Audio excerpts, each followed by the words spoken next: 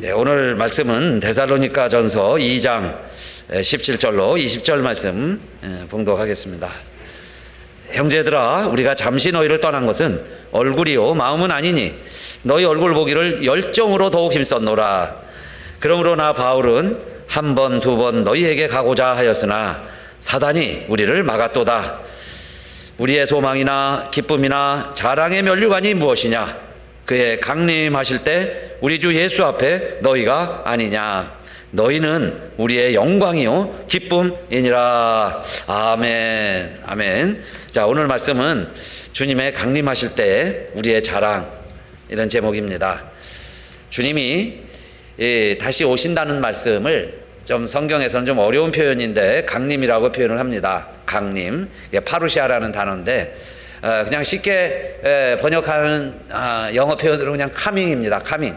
우리 주님이 다시 오신다는 거예요.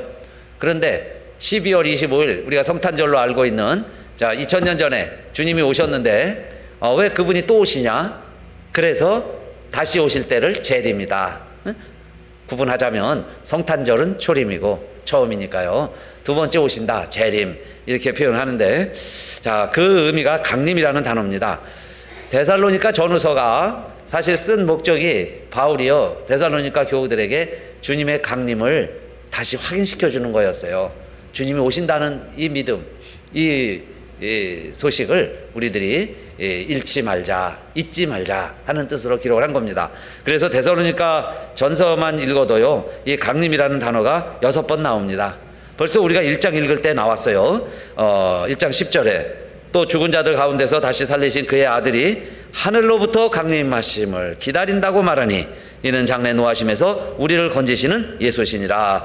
예수가 하늘로부터 다시 강림하신다는 것을 자 1장에서 소개했죠. 그리고 오늘 2장 19절 본문에도 나오는 겁니다. 우리의 소망이나 기쁨이나 자랑의 면류관이 무엇이냐? 그의 강림하실 때 우리 주 예수 앞에 너희가 아니냐? 주님이 강림하실 때 여러분이 우리의 자랑입니다. 두 번째로 이렇게 소개하고 있어요. 세 번째, 데살로니가전서 3장 13절 말씀입니다. 너희 마음을 굳게 하시고 우리 주 예수께서 그의 모든 성도와 함께 강림하실 때에 하나님 우리 아버지 앞에서 거룩함에 흠이 없게 하시기를 원하노라. 우리 주님이 강림하실 때 성도들과 함께 온다 하는 것을 3장에서 표현했고요. 데살로니가전서 4장 15절 말씀에는 우리가 주의 말씀으로 너희에게 이것을 말하노니 주 강림하실 때까지 우리 살아남아 있는 자도 자는 자보다 결단코 앞서지 못하리라. 우리는 이 본문 때문에 여러분 주님이 강림하실 때 무덤이 먼저 열린다. 죽은 자들이 먼저 주님을 맞이할 것이다. 그 다음에 우리 살아있는 자들도 공중에 들려서 주님을 만나게 될 것이다. 이 믿음이 생겼죠. 그 본문이 데살로니가전서 4장 15절이고 그 다음 16절에도 주께서 호령과 천사장의 소리와 하나님의 나팔로 친히 하늘로 쫓아 강림하시리니 그리스도 안에서 죽은 자들이 먼저 일어나고 그때에 나팔 소리가 들린다는 거예요. 하나님의 나팔 소리.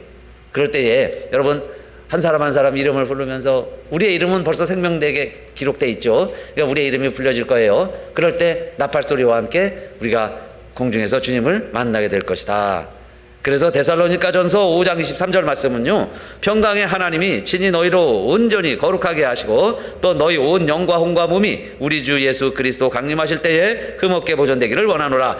주님이 오실 때까지 우리가 뭐 해야 되느냐? 영과 혼과 몸이 온전해지기를 바라고 소망합니다. 이게 바울이 데살로니가 전후서를 쓰는 목적이었습니다. 주님이 다시 오실 때까지, 그 나팔 소리가 들릴 때까지 여러분 우리의 몸과 혼과 영혼이 온전하게 거룩하게 되기를 원합니다. 그런 내용이죠.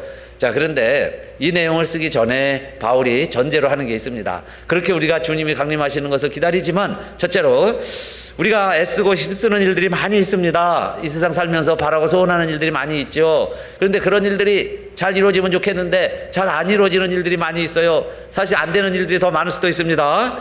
그래서 형제들아, 바울이 자기 자신의 형편과 자기 자신의 경험을 이야기하는 겁니다. 내가 여러분들 다시 한번 보기를 원했는데 다시 보지를 못했습니다.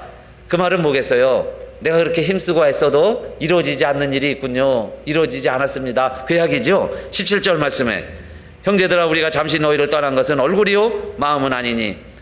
마음은 여러분 떠난 건 아닌데 몸은 떠나 있지만 여러분에게 다시 내가 그렇게 다시 가서 보고 싶었지만 그 이야기예요. 다시 보고 싶었는데 그것도 그냥 마음으로만 보고 싶어 했던 게 아니에요. 열정으로 더욱 힘썼노라 그러죠. 그런데 안 이루어지는 일들도 있다 그 이야기입니다. 여러분 전도서에 보면 모든 것이 헛되다고 그러는데 사실 헛된 이유 가운데 하나는요, 인생이 짧아서도 헛되지만은 그러나 인생의 모든 일들이 꼭 선과 또 열심히 하는 사람, 게으른 사람, 좋은 사람, 나쁜 사람, 그것대로 원인과 결과대로 이루어지는 게 아니죠. 그렇기 때문에 그렇게 살기 때문에 어떤 면에서는 우리 인생이 참으로 허무한 겁니다. 열심히 수고하고 애써도 그 수고하고 애쓴 대로 열매가 딱딱 정확하게 맺히지 않기 때문에 그렇죠? 그래서 솔로몬은 뭐라고 고백하냐면 전도서 9장 11절에 내가 돌이켜 헤아려서 보니 빠른 경주자라고 선착하는 것이 아니며, 여러분 빨리 달린다고 먼저 가는 것도 아니고 유력자라고 전쟁에 승리하는 것이 아니며 힘이 있다고 강한 나라가 항상 승리하는 게 아니죠. 전쟁도 약한 나라가 이길 때도 있습니다. 지혜자라고 식물을 얻는 것이 아니며 명철자라고 재물을 얻는 것이 아니며 기능자라고 은총을 입는 것이 아니니 그랬어요. 그러니까 이게 다 뭡니까? 시기와 우연이 모든 자에게 임함이니라. 모든 일에는 타임이 있어요. 타임이 있죠. 여러분 우리 경험하고 공감합니다. 정말 때가 있구나. 타임. 그 다음에 찬스가 있는 거예요. 그 기회가 있습니다. 항상 있는 게 아니에요. 그 타임과 찬스가 올 때 그걸 잘 누리는 사람도 있고 자 잃어버리는 사람도 있죠. 그래서 스가랴서에서는 또 뭐라고 이야기합니까? 그가 내게 일러 가로되 여호와께서 스룹바벨에게 하신 말씀이 이러하니라. 만군의 여호와께서 말씀하시되 이는 힘으로 되지 아니하고 능으로 되지 아니하고 오직 나의 신으로 되느니라. 이 말은 뭐겠어요? 애쓰고 수고한다고 다 되는 게 아니고 결국 하나님이 허락해 주셔야 되는구나. 그래서 우리 옛날 어른들도 진인사 대천명 그래서 가르쳤습니다. 우리 사람이 할 일을 다 하고 사람이 할 일을 다 해야죠. 사람이 할 일을 다 한 다음에 하늘의 명을, 하늘의 뜻을 기다려라. 그래서 우리 사람은 이 중용이라는 것 있죠. 중용, 중도. 이 내가 하는 일과 하나님의 명이라는 게 있어요. 그런데 이것을 절묘하게 이렇게 탁 맞춰가야 되는데 사람이 한쪽으로 기울게 돼 있습니다. 어느 쪽으로인가 이렇게 기울어요. 그래서 한쪽으로 치우치면 그게 극단주의가 되는 건데 극단이 되는 겁니다. 그러니까 성경도 보면 극단주의를 배격하는 거예요. 예수님이 가장 싫어했던 게 그 극단주의죠. 율법주의, 율법을 극단, 그죠? 뭐 젤로 땅도 역시 하나님 나라 이루는 방법이 아니었어요. 그런데 그들이 모여서 예수님 안에서 제자가 되어서 한 하나님의 나라를 이루어가는 동역자들이 될 수 있었던 거죠. 그러니까 우리가요 이것도 마찬가지예요. 한쪽을 너무 강조할 수 있습니다.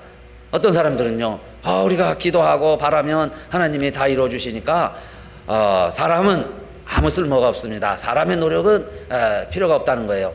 그냥 하나님이 다 이루어 주시니까. 그런데 하나님이 다 이루어 주시면 우리 사람들은 가만히만 있으면 될까요? 그거 게으른 거지요. 그게 도둑놈 심보지. 그거 믿음이 좋은 거 아니에요. 그죠? 내가 할 일은 다 하고 그 다음에 하나님의 뜻을 기다려라. 바울도 오늘 그 경험을 이야기하는 거예요. 내가 여러분에게 가고 싶었습니다. 뭐 마음으로만 가고 싶었습니다. 그게 아니죠. 열심으로 애써 힘썼다 그랬어요. 롱잉이에요. 간절하게 롱잉을 하고 그 다음에 make every effort 그랬어요. make every effort. 모든 노력을 다 기울였는데 안 되더라 그 이야기예요. 못 갔습니다. 그러니까 바울이 인정하는 것은 내가 수고하고 애쓰지만 하나님이 허락지 아니하시는 것은 안 되는 일도 있다. 그게 뭐예요? 질병 문제도 마찬가지죠. 바울은 신유의 은사가 있습니다. 그래서 기도하면 다른 사람 병 다 고쳐줬는데 자신의 병은 못 고치는 거예요. 그래서 얼마나 하나님 앞에 자괴감이 들겠습니까? 환자들이 볼 때 아이고 저 환자에게 가서 내가 기도받아야 되나 이런 마음이 들잖아요. 바울 입장에서는. 그러니까 하나님 앞에 하나님 좀 고쳐주세요. 얼마나 또 열심히 기도합니까? 간절히 기도했는데 안 될 때가 있다 그 말이에요. 하나님 허락지 않는 게 있어요. 믿음이 없어서 바울이 기도가 부족해서 그의 병을 못 고친 게 아니다 그 말씀이죠. 그 대신에 깨달았어요. 하나님이 내게 주신 은혜가 내게는 족하다. 받은 은혜가 너무 많은데 뭐 다른 거 없는 것까지 구해서 그거 안 줬다고 나 응답 못 받았다고 믿음 없다고 그럴 필요 없어요. 여러분, 하나님이 받은 은혜가 족한 것을 바울도 깨달으면서 오늘 바울이 우리에게 첫 번째 무엇을 시사하냐면, 세상 일은 그렇게 애쓰고 수고만 한다고 다 이루어지는 거 아니다. 하나님의 뜻이 있다. 하나님이 이루어주시는 시간이 있고 때가 있다. 시기와 우연이 있다. 타이밍이 있고 찬스가 있다. 그걸 첫째 기억하라 하는 말씀이에요. 나도 못하는 일이 많이 있다, 이렇게 소개한 겁니다. 그 다음에 두 번째, 안 이루어지는 일이 뭐냐. 여러분, 하나님이 막으시고 성령도 금하는 일이 있지만은, 그러나 이 세상은 사실 사단도 함께 역사합니다. 그렇게 해서 사단이 막았기 때문에 안 되는 일도 있는 거예요. 그래서 데살로니가전서 2장 18절은 그러므로 나 바울은 한 번 두 번 너에게 가고자 하였으나 사단이 우리를 막았도다 그랬죠. 사탄이 우리를 막았다는 거예요. 사단이 막아서 못 간 겁니다. 그러니까 열심히 부족한 것도 아니에요. 하나님이 막으시는 것도 아니에요. 사단이 막아서 못 가는 일들도 있다, 이렇게 소개합니다. 사단은 여러분 창조 때부터 함께 역사하죠. 뱀으로 비유돼서 나타났습니다. 사단은 같이 공격하는 거예요, 하나님 역사를. 지금까지도 마찬가지고. 성경이 그걸 기록한 겁니다. 그러니까 영적인 싸움이지 우리 사람들의 이야기가 아니에요. 하나님의 역사를 이뤄가려고 그러는데 사단이 얼마나 교묘하게 방해하는가. 그게 성경 풍부한 내용들이죠. 66권 다 읽어보면 결국 하나님과 이 악한 영과의 싸움이다 하는 걸 알 수 있습니다. 그런데 이 사단이라는 단어를 찾아보면요, 자주 언급되지 않아요. 사단이라는 단어는 구약에 꼭 3번 나오는데, 제일 먼저 나올 때가 다윗에게 사단이 역사할 때 처음으로 사단이라는 단어로 언급이 됩니다. 그것도요, 다윗이 언제냐, 태평성대를 노릴 때, 정치를 잘할 때, 그래서 국가가 막 강성해지니까, 그럴 때에 이 사단이 다윗에게 들어가서 그의 마음을 움직여 가지고 무엇 하게 하느냐, 숫자를 세게 하는 거예요. 그러니까 숫자를 세어보게 하는 것은 사단이 하는 마음입니다. 숫자 세는 거 있죠. 사탄이 시키는 거예요, 다윗에게 역사에서. 왜? 나라가 강성해지고, 우리로 말하면요, GNP가 올라가고, 군대 국방력이 늘어나고. 그러니까 이 다윗이 그전에는 하나님만 의지했잖아요. 철저하게 하나님만 의지하다가 이제 좀 힘이 생기니까 숫자를 세보고 싶은 거예요. 그 사탄이 그 마음을 줬어요. 그 이야기 뭐냐면, 다윗아 너 잘하고 있는 거야. 너 힘으로 너 굉장한데, 너 이웃 나라하고 전쟁해도 너 내 군사 정도면 승리할 수 있을 거야. 이러면서 다윗에게 들어가서 다윗을 꼬드길 때, 그게 역대상 21장 1절입니다. 처음 나오는 단어예요. 사단이 일어나 이스라엘을 대적하고 다윗을 격하여 이스라엘을 계수하게 하니라. 그런데 여러분, 사실 사단이 이렇게 꼬일 때에 주변에 있는 분들이, 분별할 수 있는 분들이 분별케 해줘야 돼요. 그거 사단이 기뻐하는 일입니다. 하나님 원치 않는 일 아니에요. 얘기해 줄 사람이 있어야 되는데, 힘이 있고 권력이 있는 사람들일수록 그런 사람이 필요한데, 여러분 힘이 너무 강하면요, 주변에 그런 사람들이 사라져버려요. 목소리가 내질 못하는 거예요. 그죠? 그런데 이때는 요압 장군이 있었어요. 목숨 바쳐 다윗과 함께 나라를 세워가던 이 요압 장군이 다윗에게 간절히 간곡하게 이야기합니다. 왕이시오. 지금까지 이런 것은 하나님이 지켜주셔서 이렇게 강한 나라가 되었는데, 숫자 세는 것 하나님 원치 않는다는 걸 알고 있었어요. 그래서 요압 장군이 하면 안 돼요. 왕이시오, 거두어 주시옵소서. 그러니까 성경에는 그렇게 기록했죠. 다윗 왕이 재촉하니라. 빨리 가서 해라. 어명이다. 그렇게 했겠죠. 빨리 신속히 해라. 게으르지 말고 내 본분을 다 해라. 그러니까 요압이 돌아가가지고 억지로 계수를 하는 겁니다. 그래서 세보니까 이스라엘은 한 110만 명, 10만 명 되고, 유다 지역에 한 47만 명, 합은 150만 명이 넘어요. 그 당시에 칼을 찰 수 있는 자들이에요. 용사들이 150만 명이 넘는다는 것을 보고를 합니다. 근데 그것도 많이 베냐민 지파도 빼고 레위 지파도 빼고, 그래갖고 적당히 보고를 하는데, 그런데 하나님이 그 과정을 보시고 진노하시는 거예요. 너가 이제는 나 필요 없어졌구나. 내가 필요 없어졌구나. 너가 이제 내 힘을 의지하는구나. 그러면서요, 하나님이 분노하시는데 3일 전염병 돌게 하시죠. 요즘 같은 팬데믹이 돌게 한 거예요. 3일 동안 전염병이 도니까요, 그 하룻밤 사이에 죽은 사람의 숫자가 성경이 말하기를 7만 명이 죽었다 그래요. 7만 명이 하룻밤 사이에 죽어나가니까 다윗이 그때 하나님 앞에 무릎 꿇죠. 하나님, 제가 잘못했습니다. 내가 숫자를 세라고 그랬는데 왜 아무 죄가 없는 이 백성들 7만 명이나 죽게 하십니까? 역시 다윗이죠. 다윗다운 성군이에요. 그러면서 하나님 앞에 회개를 해요. 하나님, 이 백성을 긍휼히 여겨주세요. 내가 교만한 마음을 품고 숫자 세보자고 그랬는데 이 백성을 왜 치십니까? 이 백성들 죽이지 마세요. 더 이상 희생이 없게 해주십시오. 하나님 앞에 기도하니까 하나님이 사자들을 명해서 그 다 죽이는 사자들이 있었어요. 그들이 칼을 꽂고 재앙이 그쳤다. 그게 7만 명이에요. 그러니까 여러분, 하룻밤에 7만 명도 송장이 될 수 있는데 내가 그 숫자 좀 몇 명만 모았다고 그거 교만해지는 것. 그런데 그게 사단이 다윗에게 들어간 때다라는 거예요. 그래서 자, 사단도 우리 가운데 역사를 하는데 여러분, 사단은요 똑똑해요. 잘합니다. 지혜가 있어요. 그래서 아무나 안 건드려요. 여러분, 사단의 유혹을 안 받으면 그 사단의 공격 대상이 될 대상이 안 되는 거예요. 그죠? 그러니까 건드리지도 않아. 그런데 여러분, 우리가 좀 깨어서 뭘 좀 해보려고 그래 보세요. 뭘 열심을 내려고 그래 보세요. 그러면 벌써요 사단도 계약하는 거예요. 방학하다가 계약. 그래가지고 공격하기 시작을 합니다. 여러분, 하나님의 말씀을 모르는 사람에게는 사실 어떤 면에서요 사탄도 그냥 내버려 두는 것 같아요. 그런데 하나님의 말씀을 좀 알고 또 뭔가 좀 지도자가 되고 일꾼이 되고 영향력이 있어서 일을 좀 하려고 하는 사람들 알지요. 그런 사람들에게 사단이 들어가서 자 넘어뜨리는 거죠. 그러니까 신실한 사람에게 사단이 붙고 신실할 때 사단이 역사하는구나. 그게 다윗의 예죠. 그리고 잘 아시는 여러분 베드로에게도 베드로가 사탄이 아니에요. 여러분, 다윗이 사탄이다라는 얘기가 아닙니다. 다윗은 하나님이 그렇게 사랑했던 왕이에요. 그런데 가장 신실한 종에게 가장 신실한 때 사단이 들어가는 거 아니겠어요? 사단은 시기하니까, 시기하는 영이니까 저 때 넘어뜨려야 되니까, 그래야 하나님의 역사가 무너지니까 그걸 아는 거예요. 때를 알아요. 사람을 알아요. 그렇게 해서 접근을 합니다. 그래서 베드로가 영락없이 보세요.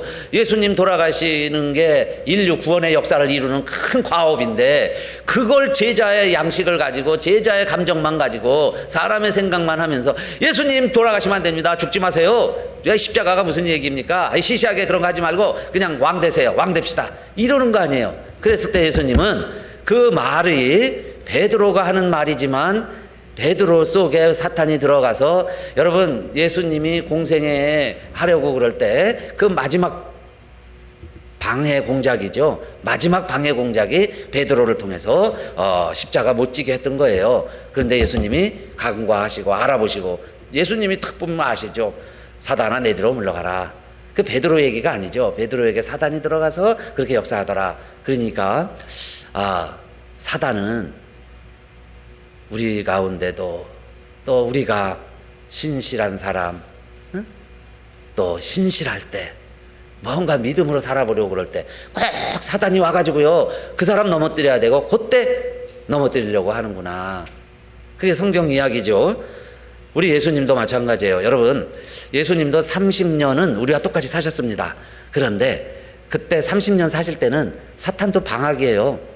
사단님 굳이 뭐 예수님 그냥 밥 잡수시고 엄마 밑에서 크고 형제들하고 어울리고 뭐 그러는데 그거 공격할 필요가 없죠. 예수님도 그냥 내버려 두셨어요, 사탄이.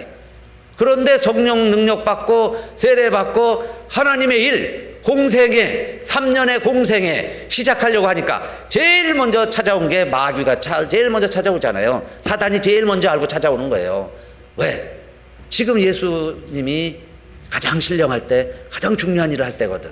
그러니까 이거 방해해야 되니까 그게 마귀가 하는 일이다 그 말입니다.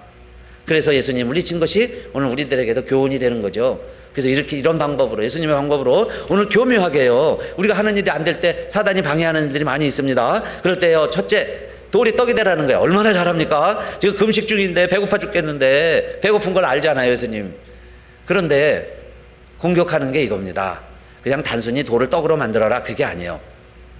너 하나님의 아들이지? 너 하나님의 아들. 얼마나 잘합니까? 잘한다고 그랬죠, 마귀가. 너 하나님의 아들이지? 내가 하나님의 아들인데. 그러면 이렇게 배고프게 살아가냐? 너 지금 능력을 해가지고 돌멩이한테 떡이 되라 말만 하면 떡이 될 텐데. 그렇게 해서 한번 내 앞에서 돌을 떡으로 만들어 봐라. 그 얘기 아닙니까? 그러면 보통 사람 같으면요, 내가 힘이 있어요. 힘이 있을 때 역사하는 거죠. 지금 예수님에게 성령의 능력이 임해서요, 권능이 임했다 이 말이에요. 힘이 있어요 지금. 그러면 그 힘을 어떻게 쓸 거냐 그 이야기예요. 힘을 무엇을 위해 쓸 거냐. 그럴 때 정말 나를 위해서, 내 먹고 살기 위해서 내가 뭘 위해 사냐 이 말이에요. 그러니까 사람이 떡으로만 살 것이 아니고 하나님의 입으로 나오는 모든 말씀으로 살아야 되는데, 말씀으로 살아야 되는데, 그러면서 사단의 말을 들으면 안 되겠죠. 나를 위해서 힘을 쓰면 안 된다 그 이야기예요. 내가 할 수 있어요. 예수님이니까. 지금 능력 받았어요. 예수님도 하나님의 권능이 함께 했어요. 다 할 수 있습니다. 그런데요, 왜 하냐 이 말이에요. 그거 여러분, 우리가 좀 힘이 생기고 능력이 생기고 뭘 좀 알고 좀 깨닫기 시작을 하면요, 여러분 그거 왜 알았어요? 그거 왜 합니까? 그 일을 뭘 때문에 하느냐 이 말이에요. 그래서 나를 위해서 그냥 떡이나 만들어 먹으려고 내가 이거 하나님께 이런 일 하고 이런 능력 받았나? 그 이야기 아닙니까? 그래서 사단이 그걸 노리는 거예요. 사단이 와가지고 너 왜 하냐 이 말이에요. 그래서 예수님은 하나님의 말씀을 전하려고 오셨으니까 사단의 얘기 듣고 떡이나 만들고 나 할 수 있다고 그래서 할 수 있는 힘이나 다 써보고 그러려고 예수님 오신 게 아니잖아요. 그래서 말씀으로 살아야 된다. 그것도 역시 말씀으로 물리치시니까 두 번째 보세요. 사단은 하나님의 말씀도 잘합니다. 하나님의 말씀을 잘하는 사람에게 사단이 역사할 수 있다 이 말이에요. 왜? 말씀으로, 하나님의 입으로 나눈 말씀으로 살아라 그러니까 이 사단이 가만히 있다가요, 말씀을 떠올리는 거예요. 시편 119편 하나님이 자기 백성들을 위해서 사자들을 명하사 우리가 너가 하늘에서 떨어지면 너를 탁 발을 받쳐가지고 너를 지켜주는데 내 발이 돌에 부딪히지 않게 하나님이 지켜준다는 이거 말씀 있잖아. 그래 있지, 시편에 있다. 그러면 너 한번 여기서 뛰어내려. 그러면 하나님이 야, 이 말씀대로 너 지켜줄 거 아니야, 그 이야기죠. 그럴 때 예수님이 주저하지도 않으셨어요. 하나님을 시험치 말라. 하나님을 시험치 말라. 저는 이 말씀 준비하면서 그런 생각이 들었어요. 우리 주변에 누구에게 하나님이 가장 역사할까? 그렇다고 여러분 사탄의 공격이 되지 않으려고 하나님의 말씀을 아예 모르면 좋겠다, 그러면 그것도 어리석은 결정이죠. 그런데 사탄은 너무 우리를 잘 알기 때문에 하나님의 말씀을 아는 사람에게 반드시 붙어서요, 그 말씀을, 자 그러면 사단의 방법과 예수님의 방법의 차이는 뭡니까? 똑같이 하나님 말씀을 들고 이야기한다니까요. 그런데 사탄은 그 말씀을요, 사람을 시험하고 하나님을 시험하고 너 이거 알아? 너 이렇게 돼 있는데 정죄하고 판단하는데 그 하나님의 말씀을 사용을 한다면 하나님은 그 말씀을 주어서 사람을 살리는데 그 말씀을 사용하는 거죠. 그러니까 내가 말씀을 아는 게 중요한 게 아니에요. 그 말씀을 어떻게 사용하느냐. 그런데요, 우리 주변에 그 말씀 가지고 사람 정죄하고 판단하고, 사실은 그래서 그게 좋은 일 하는 것 같은데 사단에게 도움이 되고 사단이 원하는 거 하고 있는 일을 하고 있는 일도 있어요. 실제 그렇게 하고 있어요, 여러분. 그래서 하나님의 말씀을 아예 모르는 사람에게는 사단이 접근도 안 해요. 그런데 누구에게 자꾸 접근하기 시작할까? 하나님 말씀을 좀 안다고 하는 사람들에게 사단이 들어가 가지고요, 교묘하게 예수님도 넘어뜨리는 거예요. 사단이 아는 하나님의 말씀 수준은.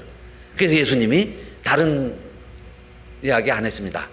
하나님의 말씀은 내가 믿고 따르는 것이지 하나님의 말씀을 시험하지 말아라, 그 내용 아닙니까?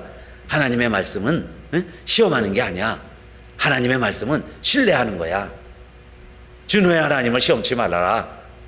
그 말씀 분명히 있어. 그러나 그게 나를 시험하고 하나님을 시험하고 나 이거 아는데 너 알아? 나를 자랑하고 모르는 사람 정죄하고 판단하고, 그런데 하나님 말씀을 쓰라고 있는 게 아니야. 그게 하나님 말씀이죠. 그러니까 여러분, 하나님 말씀을 알면 알수록 더 겸손해져야지. 내가 하나님 말씀을 안다고 하면서 또 전한다고 하면서 내가 교만해가지고요. 그 어린 사람들 함부로 정죄하고 판단하면 그거요 사탄이다 그 말이에요. 사탄이 그 사람에게 들어간 거예요. 지금 사탄의 일을 하고 있을 수도 있어요. 그러니까 여러분 조심해야죠. 칼을 아무 애가 준 게 아니에요. 그래서 여러분 칼을 준 사람들은 정식 라이센스가 있어야죠. 함부로 하면 안 되니까. 사람 죽일 수 있으니까. 그래서 라이센스인 사람이 주는 거예요. 물론 하다가 의사들도 실수는 할 수 있지만 여러분이 마음대로 실수하는 건 아니죠. 잘못해서 그야말로 실수죠. 그거는 용인이 돼요, 사회적으로도. 그러니까 우리가 하다가 실수해요. 사람이 완벽할 수 없으니까. 그런데 내가 좀 아는 게요, 교만해져 가지고 그런다면 이게 바로 하나님이 원치 아니하시는, 하나님이 제일 싫어하시는 교만이죠. 그것도 말씀을 가지고 말씀 때문에 들어가는 교만. 그거는 사단이 가장 적나라하게 사용하는 방법이다 그 말입니다. 말씀을 똑같이 가지고 정죄하고 판단하는 것.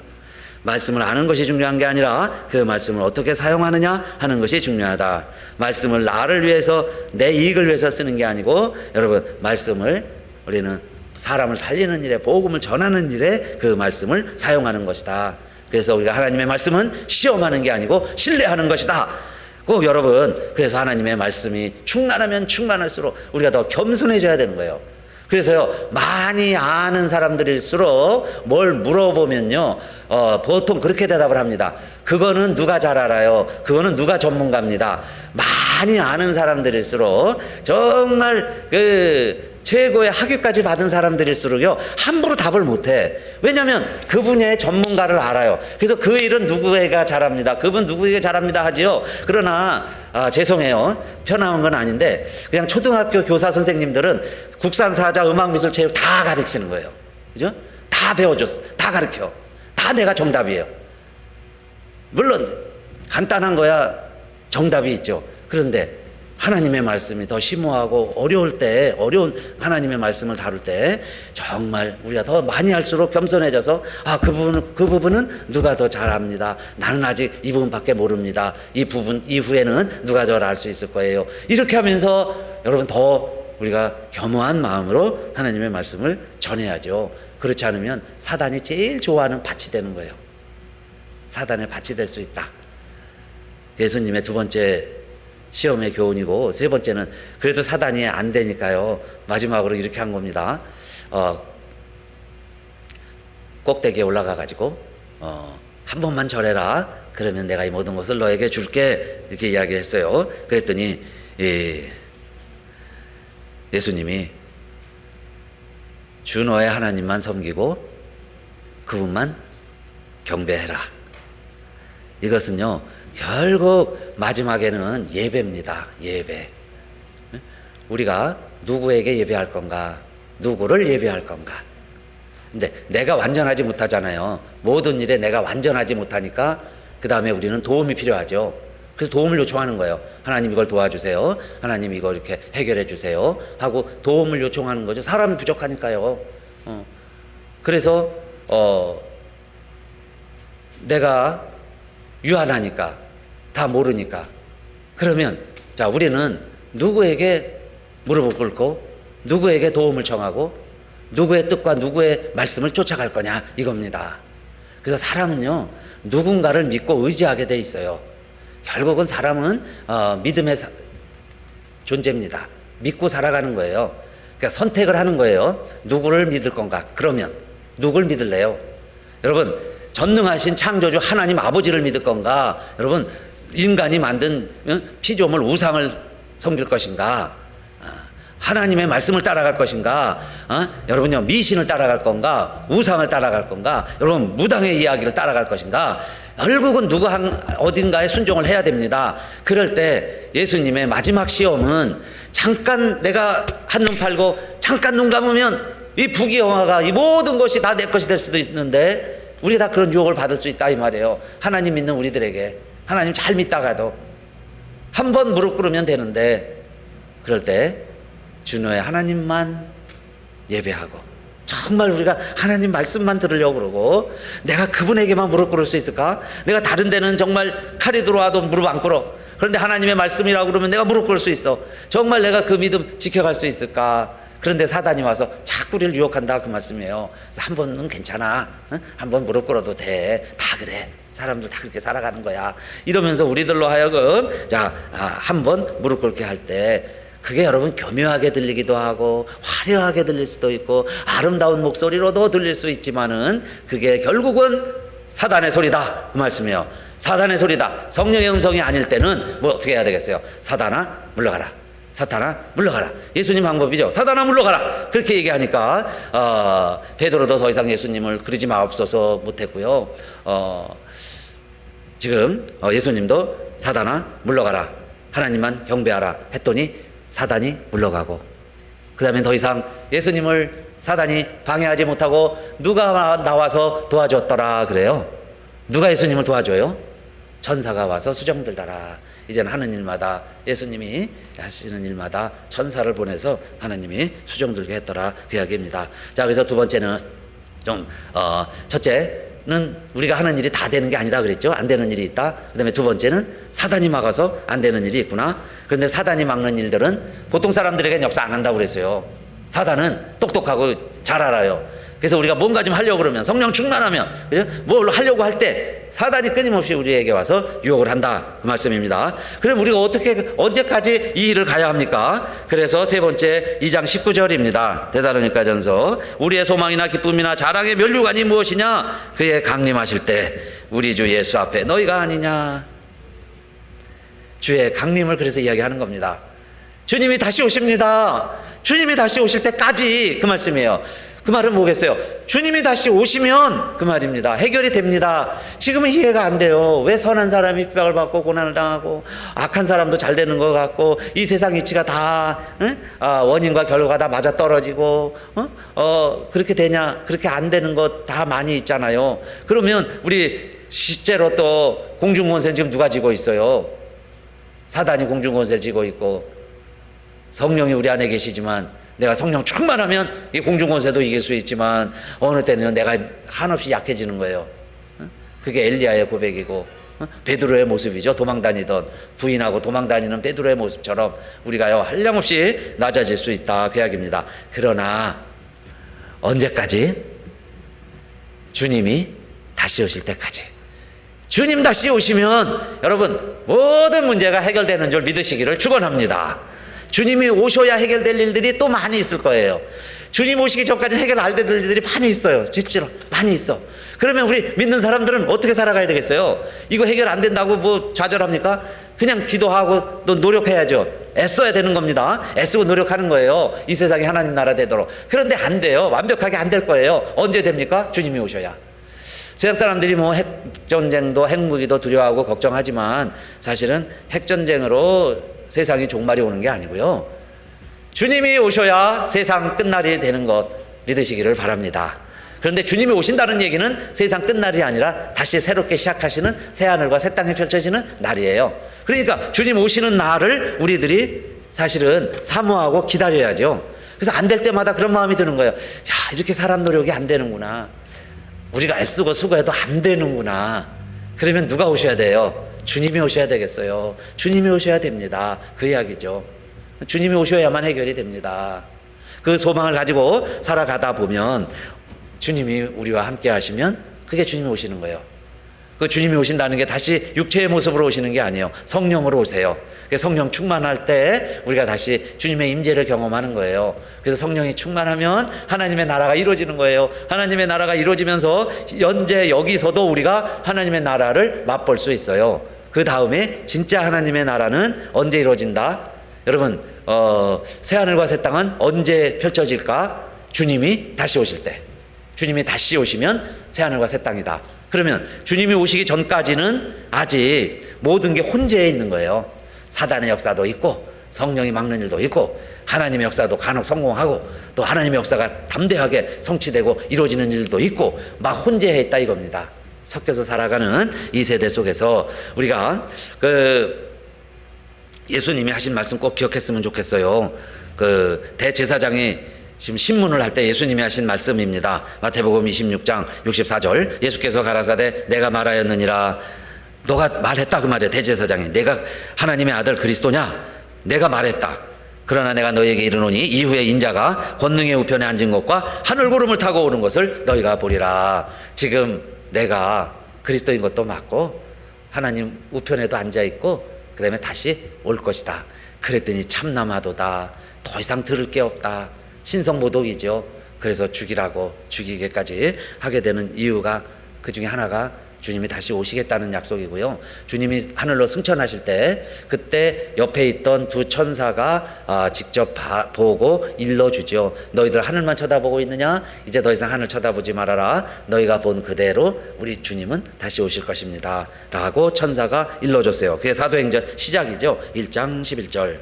그래서 여러분, 주님이 다시 오시면 어떤 일이 벌어질까요? 그게 마지막 새하늘과 새 땅이 펼쳐지는 건데, 요한계시록을 쭉 읽어보면 그 새하늘과 새 땅은 새 예루살렘의 모습으로 소개가 되는데, 그 새하늘과 새 땅에는 없는 게 세 가지가 있습니다.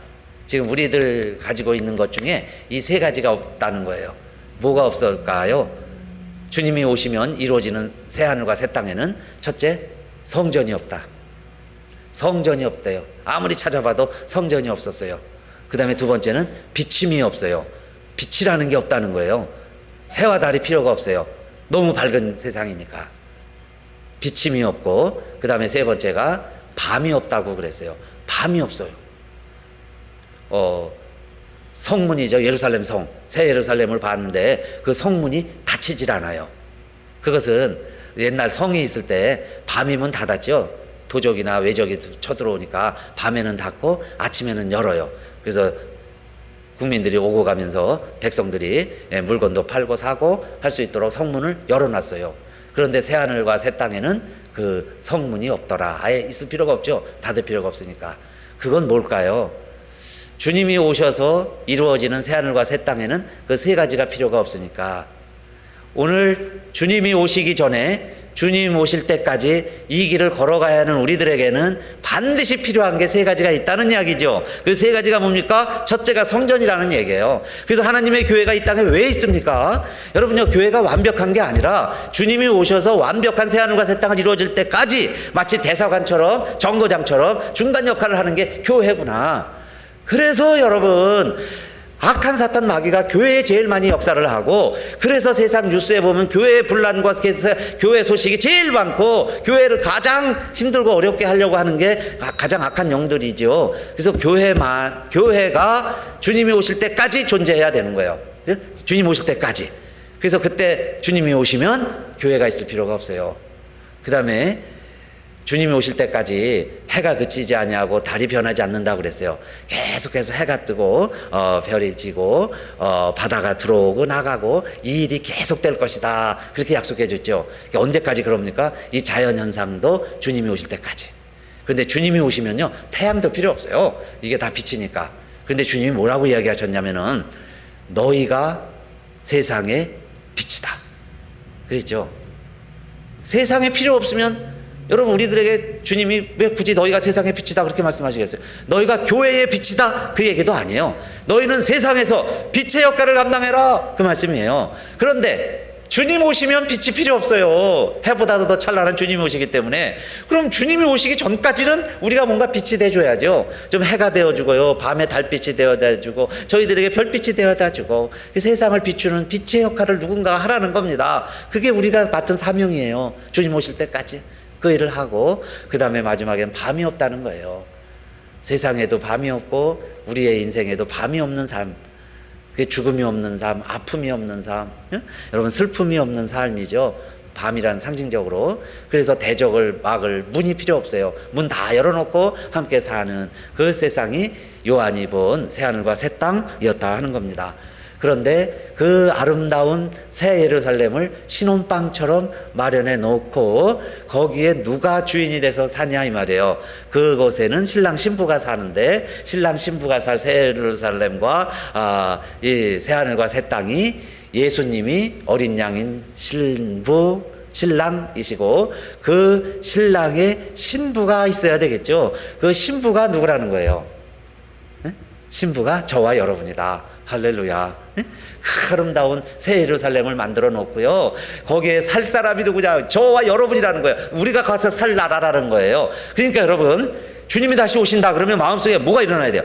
이야, 기쁜 날이 오는구나. 정말 즐거운 날이구나. 그렇죠? 결혼식 날 생각만 해도 기뻐야 되잖아요. 신랑이 온다고 그러면 기뻐야 되잖아요. 아이고, 지금 오면 안 되는데 이거 큰일 났네. 이거 문제가 있는 거죠.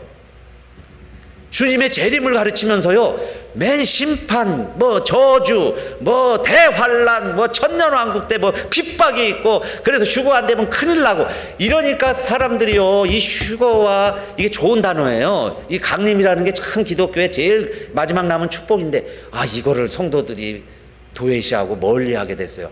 그게 아니고요, 강림은 주님이 반드시 오셔야 돼.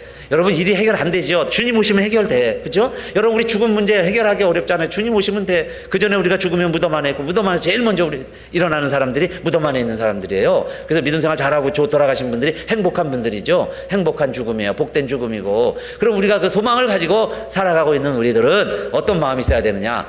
여러분요, 하나님이 보실 때 저와 여러분이 그렇게 예쁘고 눈에 넣어도 아깝지 않을 것 같고, 그냥 막 기쁘고 즐거워서 이길 수가 없어가지고요, 막 사진을 가지고 다니고 이 사람 저 사람 자랑을 하듯이 우리 하나님이 우리를 보면은 그렇게 기뻐하신다는 거예요. 사랑하는 자식을 볼 때, 사랑하는 자식의 남편과 아내를 볼 때, 며느리를 보고 사위를 보는 것처럼, 아니 손자 손녀를 보는 것처럼 하나님이 우리를 그렇게 보신다는 이야기 아닙니까? 주님이 강림하시면, 그게 마지막 스바냐 3장 17절, 너의 하나님 여호와가 너희 가운데 계시니 그는 구원을 베푸실 전능자시라. 그가 너로 인하여 기쁨을 이기지 못하여 하시며 너를 잠잠히 사랑하시며 너로 인하여 즐거이 부르며 기뻐하시리라 하리라. 그래서 항상 여러분 어떻게 기도하셔야 돼? 주님 빨리 오세요. 주님 빨리 오세요. 주님 오세요. 내 안에도 오시고 이 땅에도 오시고, 그래서 우리를 다스려 주세요. 그래서 우리가 찾아야 할 단어가요, 이단들에게 빼앗긴 단어가 있다면, 그걸 찾아와야 할 단어가 있다면 주의 강림입니다. 재림이라는 단어예요. 그거 교회가 빨리 찾아와야 돼요. 그렇게 해서 강림 설교하고 재림 설교하고 우리 재림을 기다려야지. 그렇지 않으면 이단에 답밖에 합니다. 이단들이 그게 주특기예요. 그것 가지고 많은 거룩한 성도들을 유혹을 하는 거예요. 사탄에 넘어갈 수가 있어요. 그러니까 오늘 세 가지 이제 말씀을 드렸습니다. 여러분, 세상 일 힘써도 안 되는 일 많이 있어요. 많이 있죠? 그럴 때 그것이 사탄이 방해하는가, 성령이 금하시는가 분별을 하고, 그 다음에 사탄이 방해하는 일이라면 어떻게 해야 되겠어요?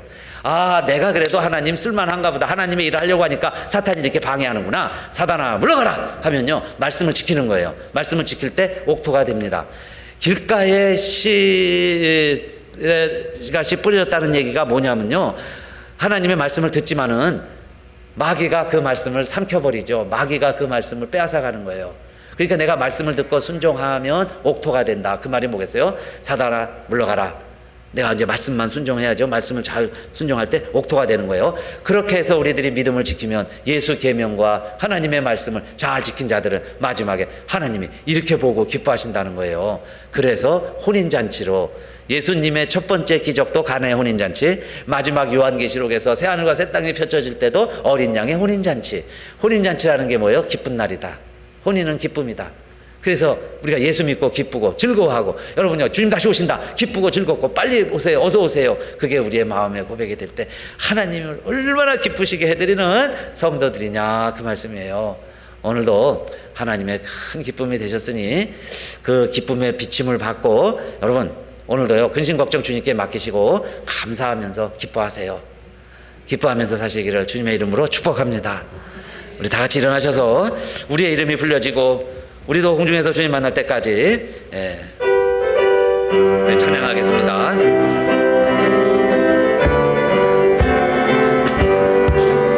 하나님의 나팔 소리 천지 진동할 때에 예수 영광 중에 구름 타시고 천사들을 세계 만국 모든 곳에 보내어 구원 얻은 성도들을 모으리. 나팔 불 때 나의 이름, 나팔 불 때 나의 이름, 나팔 불 때 나의 이름, 부를 때에 잔치 참여하겠네. 무덤 속에 잠자던 자 그때 다시 일어나 영화로운 부활 승리 얻으리. 백한 송도 구름 타고 올라가 공중에서 주의 얼굴 배우리. 아멘. 나팔 불 때 나의 이름, 나팔 불 때 나의 이름, 나팔 불 때 나의 이름 부를 때에 잔치 참여하겠네.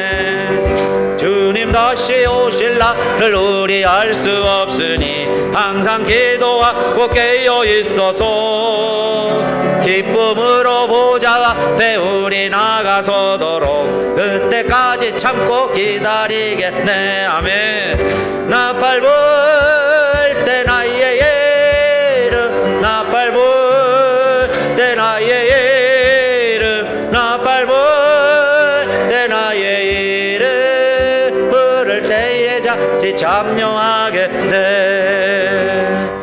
우리 이 시간 간절히 한번 기도했으면 좋겠어요. 내가 이 천국 잔치의 주인공인 신부인데 신부인 줄 모르는 사람도 있어요. 내가 신부입니다. 왜? 예수 믿었으니까. 예수가 내 안에 있으니까. 예수의 영이 내 안에 있으니까. 하나님이 나를 살리신 이유도 예수의 신부 되라고, 내 며느리 되라고, 내 손자 되라고 하나님이 나를 부르시는 거예요. 내가 아들이 되어서, 딸이 되어서 주님의 신부가 됩니다. 그런 기쁨의 날이 나를 위해 예비되어 있는데 우리가 한번 주여 삼창하시고 이 사건이 나의 사건이요 나의 축복이 되게 해주셨는데 감사합니다. 기쁨으로 제단 앞에 나아가게 해주세요. 기도합시다. 할렐루야. 하나님 아버지 감사합니다. 오늘도 저희들 하나님의 귀한 말씀 선포했습니다. 하나님 말씀 들었습니다. 정말 우리에게 일어날 일인데 우리 인생의 종말이 오기 전에 주님이 오실는지 또는 내 인생 이후에 종말 이후에 내 무덤에서 주님을 맞이하게 될런지 알 수 없는 일이지만 그러나 그 때와 시간은 내가 알 수 없지만 그러나 주님이 오신다는 것만은 분명한 사실인데 그날이 우리에게 이렇게 엄청난 복된 날인데 아버지 하나님 이 소식을 들었으면 우리도 이제 가서 이 혼인 예식을 준비하게 하고 정말 기름을 준비하고 등을 준비하고 하나님 맞을 준비하는 주님 맞을 준비하는 우리 성도들 되게 하시고 그래서 우리 성도들 마음속에 아직도 회의와 번민이 있다면 이제 결론 내리게 하여 주시옵소서. 정말 내가 이제 신부로 주님 맞이하겠습니다. 이 기쁜 날을 맞이하고 준비하는 우리 교우들 다 되게 하여 주시옵소서. 이제는 우리 주 예수 그리스도의 은혜와 하나님 아버지의 크신 사랑과 성령의 감동 감화 인도하심이